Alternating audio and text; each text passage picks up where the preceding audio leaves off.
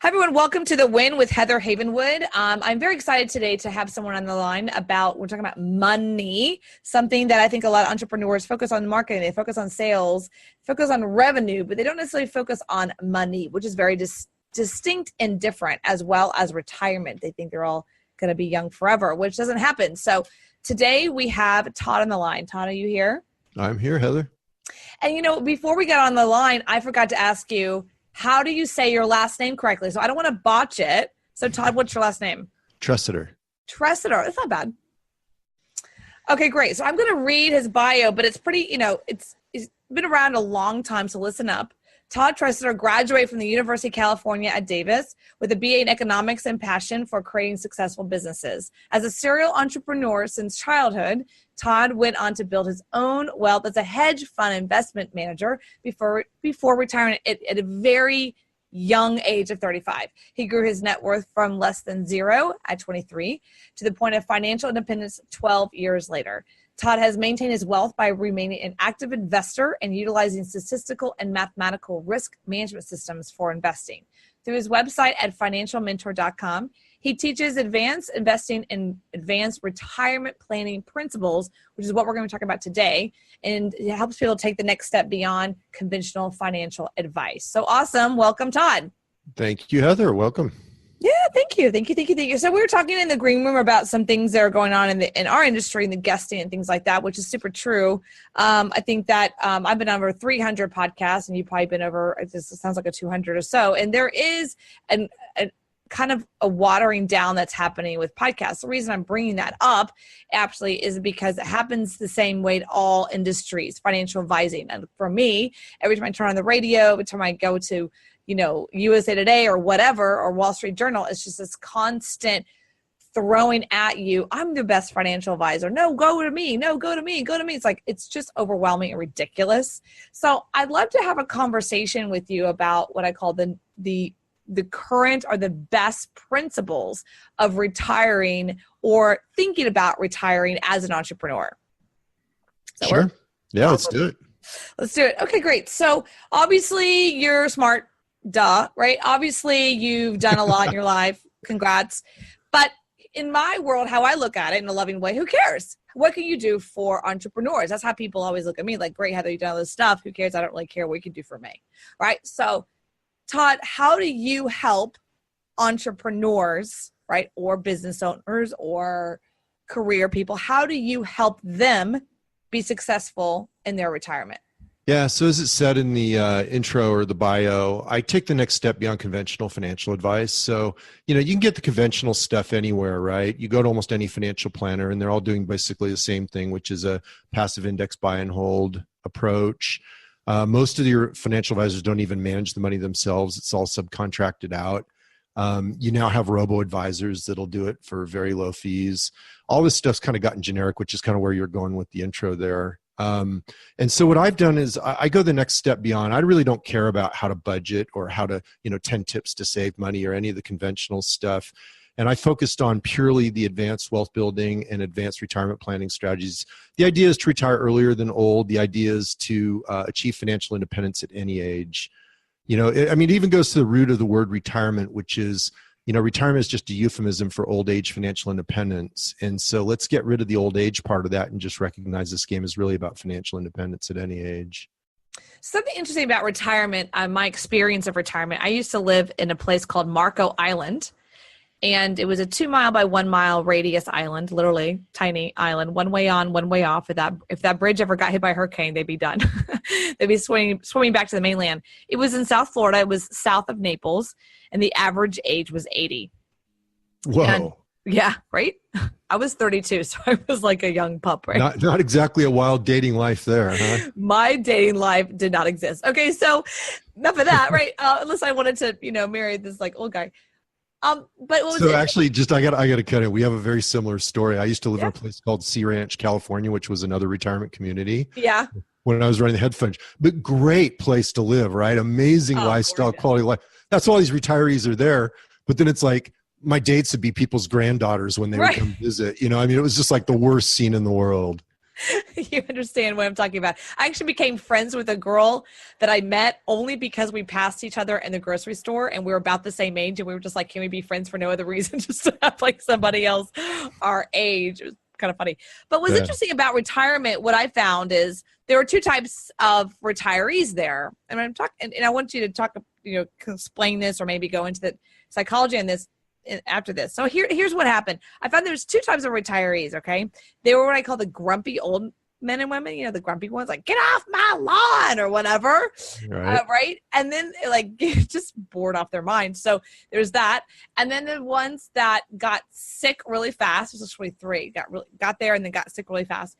And then there are the ones that were they're still out there, playing golf and playing tennis, even though they can't hit the ball, whatever, right? So there was like three types. The ones that were grumpy are the ones that got sick fast, which usually were the same.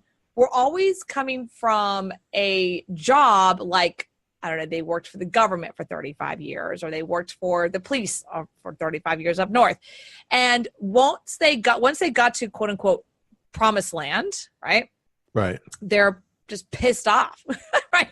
Like they thought once they get to promised land, because it was so gorgeous there, they like everything was going to happen, and they just got sick. Like there was nothing to look forward to. Yep. The other people that I ran into that were still going strong and still trying to do tennis and taking their oxygen tank out on the golf course or whatever, they're the ones, when I talked to them, they're the ones I found out they were business owners on some level.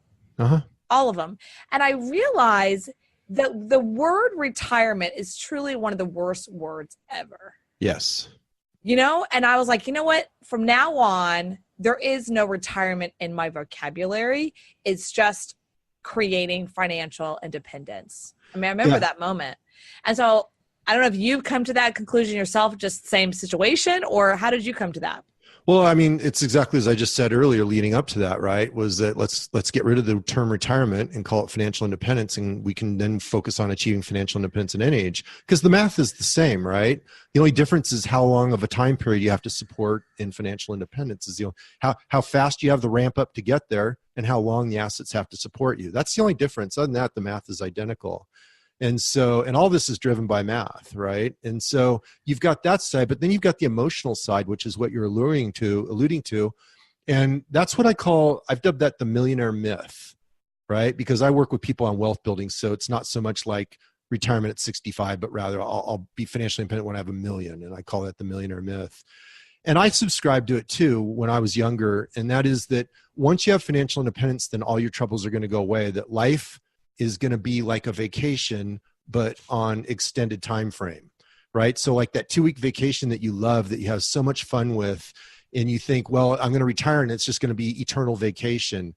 And what happens, and I learned this on long-term traveling, which I'll go into in a second, but what happens is when you are on this permanent vacation, after about 3 months to 6 months, it becomes the way you live. Mm-hmm. And so it ceases to be fun. It ceases to be exciting. It just becomes your way of life. And if you subscribe to that myth, then what happens is disappointment sets in. And so the real key to finding fulfillment in that second stage of life, or that next stage of life, is the key is to go toward something that you want, as opposed to away from something you don't want. And so you hit the nail on the head when you talk about people in government jobs and all these other jobs that they hated, and they just worked to get their government pension so they could be, retired. And that was going to be their golden years and all this stuff. And that sets up disappointment, because it turns out that that's not a very fulfilling life either. Fulfilling life is a very different animal. Whereas the people who retire towards something, they built a business, they're satisfied with the life they created, and they had a vision of where they wanted to go with their lives. Now those people find fulfillment in financial independence. That's really true. I mean, I know a lot of people that are extremely wealthy, they could quote unquote stop working, but it's kind of like, well, they kind of have this view of like, well, what else would I do? There's only so much I could just sit on the beach and stare, right? And I remember living in Marco Island, and for myself, I really got that before living on Marco Island, I had that American kind of view that I was taught, work really hard so that you can retire on the beach and do nothing. And here I am living on the beach doing nothing and trying to actually do something, but nothing was really working. I call it the Vortex. Marco Island's the Vortex. And And I've really realized that it was like, once you take the word retirement out of the vocabulary as something to live into, it just becomes creating as an entrepreneur, for me anyway, was just a way of life. It's just what you do. It's just what I do. And it became less about, do I have to make $1 million right now to get to where I want to be in 55? And it just became more about what I want to create and what's the legacy that I want to leave on this planet. Do you find that working with entrepreneurs that have that kind of mindset versus that they come to you and go, okay, I want to be done by 60, is it easier to work with them? I'm not going to say one's easier or harder. The way I teach it is that it's about creating a life that's so fulfilling you never want to retire from it. Okay, yeah. Okay. And so what you want to do is you want to focus on your fulfillment, not on some never land of retirement. And I'm not going to say one's easier than what it is different forms of retirement fit different personalities and different lives and different needs. So I teach a thing called the new retirement, and then you've got phased retirement, and you've got, all kinds of different versions of retirement. And again, we're using that word, but it's not a great word. And none of them are truly retirement like we think of laying in a hammock with an umbrella drink on a tropical beach. None of them are that. They're all different forms of ways of finding fulfillment that work for different people that have different needs. Okay, that makes sense. So where do you like to, so with your client base, where do you suggest the entrepreneur business owner should come to you? Is it like they already have the $1 million hanging out in the bank? Is it they just started the business, they're in startup phase? What particular phase would you say is the best phase to start having that conversation about retirement or planning? Here's why I'm asking that question. In my experience with financial advisors, and I actually worked for a financial advisor when I was 18, so that was interesting. It was almost like, don't call me until you have money. When you have money saved and you have a bunch of money saved, then you can have a conversation with me. Until then, I don't want to talk to you.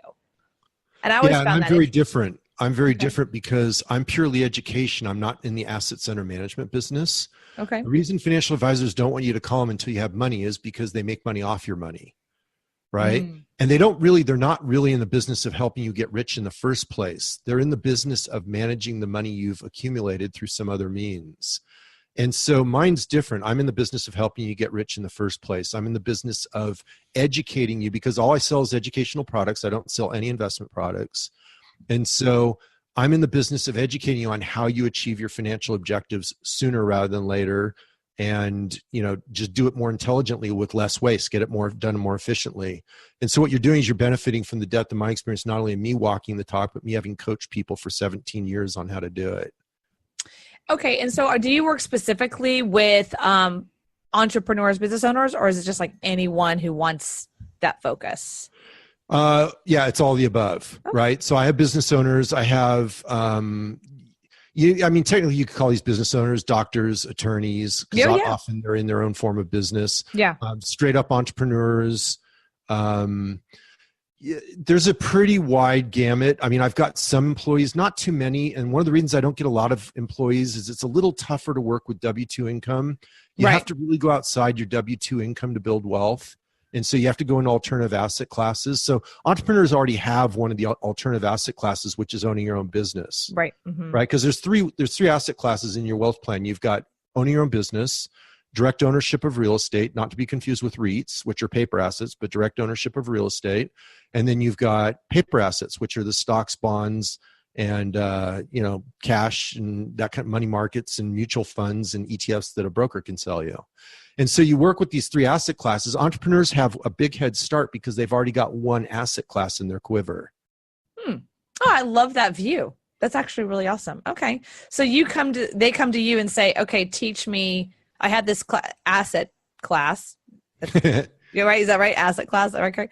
So I have this one asset class. Now what do? I've spent years and years and years becoming a doctor or entrepreneur. Well, close. Right. Close. What it is it's like, okay, I've got this business. I'm making money. Now, how do I convert it into wealth and how do I achieve my financial objectives? It's one thing to build a successful business. It's another thing to convert it into your personal wealth.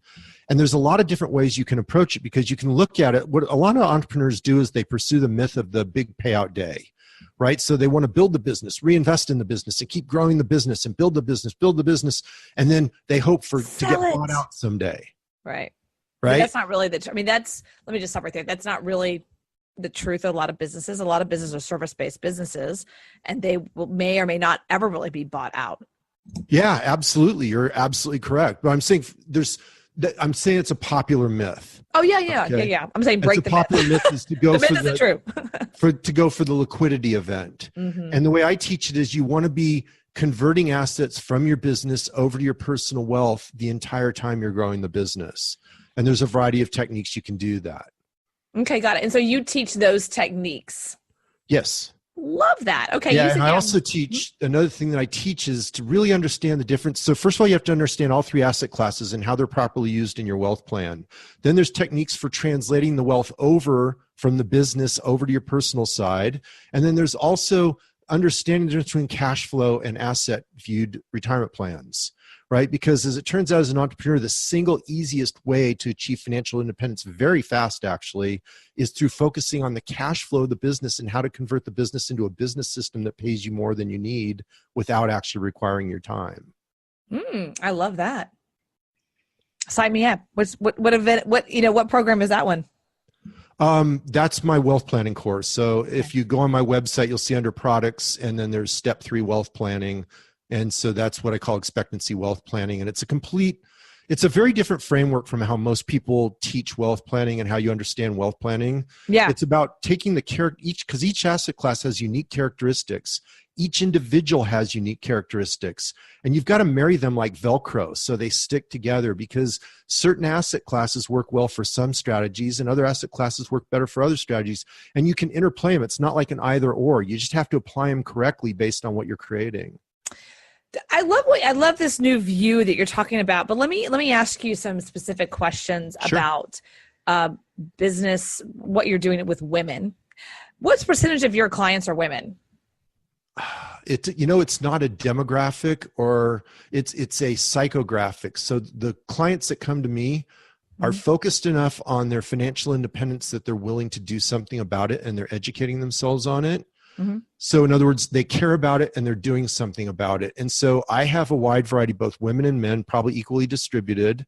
A lot of them are couples, so it'll just depend on which spouse is leading the charge on financial independence for the couple. Because in the couple, each spouse will play a different role in the financial picture, as you're well aware. Mm-hmm. And so I've got that, but I've also got wide age ranges. And so it really confused me at first, because you'd think, I've got to have this demographic, right? Is it women? Is it men? Is it over 40? Is it under 30? All this stuff. And it doesn't play out that way for my business. What it is, though, very consistently, is it's people who are actively learning about financial independence and doing something about it. That is my target client. Well, so speaking as a woman myself, and speaking from, I used to work for a financial planner when I was young. I didn't know what I was doing. I did the plans. I didn't know what I was doing. Right. What was interesting to me, and I still find this happening today, even in 2018, where women are not taught, or they're not asked to be brought in to the conversation around money. It's not happening here. That is not happening here at all. Right. I got that. So I guess I'm talking over general. I'm not talking to you, right? So I'm talking generally speaking, right? When people start talking about money, there's like this conversation, they just go right to the man. I don't think they mean to do it, but I think for myself, for me, I'm pulling it towards me constantly, because I was never taught that. My dad, my mom never talked to us about money at all. No one in my life ever talked about money. We have people in my life that are very financially well off in the family. They don't talk to the girls about money. It's like a generational conversation. So both my sister and I have kind of been in this space for a long time. Like, where do we get the right information? Where do we really find out, not from a financial planner view, because you're right, they have to have money to make money on your money, but actually, how do you build wealth, right? Actually, how do you build wealth? And I'm single. My sister's single actually too. We're not married. So how do you do that from a view of one person versus two, right? A lot of the conversations out there that we've seen, I've even done some work with Dave Ramsey, it's still that couple conversation, how do couples, right, versus just one person, or two, fine. But there's a whole other conversation about that. Do you go into that at all, like two incomes or just one income, or is it just like always two incomes? Neither or. Neither or. Okay. Yeah, it's not a relevant part of the conversation. So I'm a little bit different this way, in that money is sexually agnostic, it's racially agnostic, it's country agnostic. This is governed by math. It's governed by sound principles that actually work and are proven.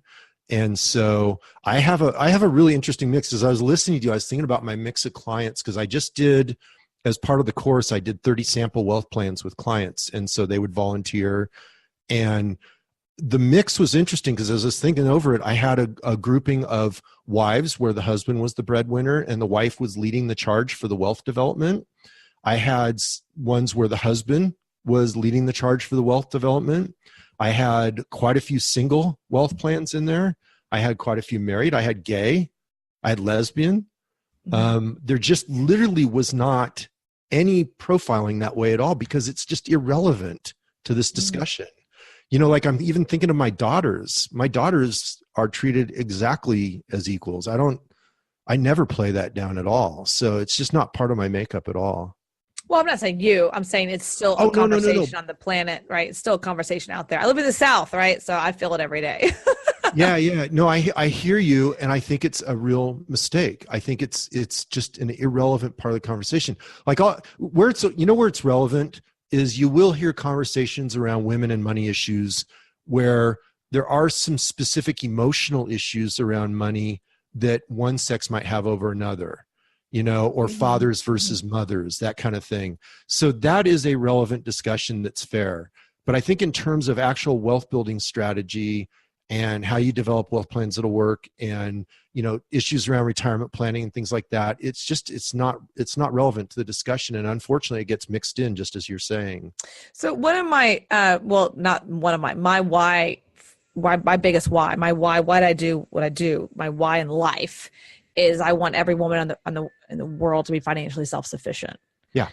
That's my why. That's why I do what I do and helping them start a business, right? Because I want them to be financially self-sufficient. Because when women are financially self-sufficient, they make new choices they didn't even know were possible or even an option, right? So, and it's a different mindset coming from just, I know you're in California, and so it's more of a West Coast, but East Coast and South, it's still that conversation where you make money based on marriage. It's still very prevalent. I'm not saying it's right or wrong. I'm just saying it is. So, and that's also outside of our country, United States, right? So I just love that what I'm giving you is a compliment. I'm giving you a compliment to say, hey, I think there needs to be more of this kind of conversations around financial planning. It doesn't matter. What was the word you used? Agnostic. I love that. Yeah. It doesn't really matter, right? It absolutely is irrelevant, except in very specific emotional issues that are relevant to the, you know, sexes or roles in life or things like that. Yeah, roles. I like that. It's just more roles. It could be maybe wife or so like gay lesbian community has specific money issues resulting from, you know, stigma around gay lesbian, and so there's stuff about living up that is specific to those communities. And I'm not saying anything beyond their backs. I work with them. They're friends, and they're open about it as well. They know it. You know, it's about living a big life, you know? Yeah. and then women have specific money issues, men have specific money issues, but that's about as far as it goes. You know, I raised my daughters as equals. And yeah, you're right. I'm a West Coast guy. But I just don't see any relevance to downplay anything on that. Well, I love that. I mean, huge kudos to you and that. So tell us more about where we can find you, but also more about your products. And obviously what you just said, I just want to reiterate, you're not a financial advisor where you're getting, we call that assets. You're not asset building. Is that right? Yeah. So, I mean, if you look at how financial planners measure themselves, they always measure themselves by the size of their assets, right? It's almost a pathetic joke, right? And, you know, we can come up with lots of jokes on that. And so that's how the financial planning business is run, because they're paid as assets under management. Now a lot of them switched over to fee only, where they're getting paid by the hour. I was the first financial coach on the internet back in 1997. If you did a Google search for me, Google search for financial coach, there was like 8 returns, of which 7 or 8 of them were financial planners. And I was the only one that was actually a true financial coach. I literally pioneered the field. And the whole premise was that you separate education from the sale of investment products, because when you mix the advice component with the investment product sales component, you get bias, right? And that's well documented. I'm not saying anything controversial. It's well documented and proven that that's a problem. So that's why I founded Financial Mentor, which is my website, financialmentor.com. And that is to provide just financial education only and a very advanced level. What I'm known for doing is taking advanced topics and simplifying them so that they're accessible. I love that. Yeah, in 1997, I'm sure you were one of the only ones out there. Yeah, that's how I have that URL. Imagine trying to get that URL today. I know. I was going to ask you later, like, how in the world did you get that? But yeah, that's pretty hot. Well, that's cool. So everyone can check him out at financialmentor.com. And like you said, I love the fact that you're focused on education first, right? And then you're not connected to assets. So when people say, I have this money, where do I place it? Do you guide them, or is it more like you stay out of that? Absolutely not. You can even look at like Dave Ramsey and the controversy around his advisor referral network. It just creates incentives and it creates financial bias. I sell education and education only. I'm here to serve. Oh, I love that. Okay. Yeah, that's true. It is. There's a little bit of controversy about that. Yeah. Well, awesome. As we wrap it up, just last words that you want to say to our listeners. Just go do it. This is not that hard. It is not rocket science. It is accessible to anyone. If you just do your homework, you learn the basics, get the right mentor, pitch, you can do this stuff. And so if you care about it, I mean, I've never understood why people don't pursue financial independence, Heather. It's not only is it accessible, but it's never any more work than working your whole life away. So just go do it. I love that. Just go do it. And it's very accessible to you. Well, this is awesome. Thank you so much, Todd, for being here. And go check out Todd at financialmentor.com.